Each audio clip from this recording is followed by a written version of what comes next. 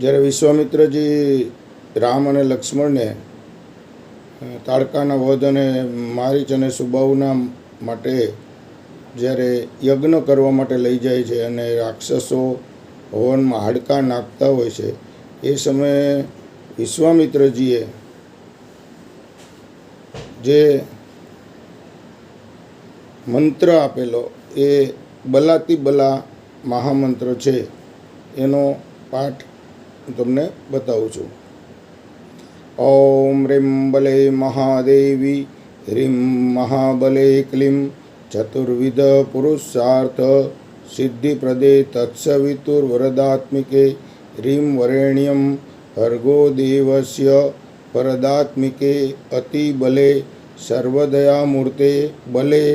સર્વક્ષુદ્ધ ભ્રમોપનાશિની ધીમહિ ધિયો યો ન જાર્તે પ્રચુર્ય યા પ્રચોદયાદાત્મિકે પ્રણવ શિરસ્કાત્મિકે રૂમ ફટ સ્વાહા.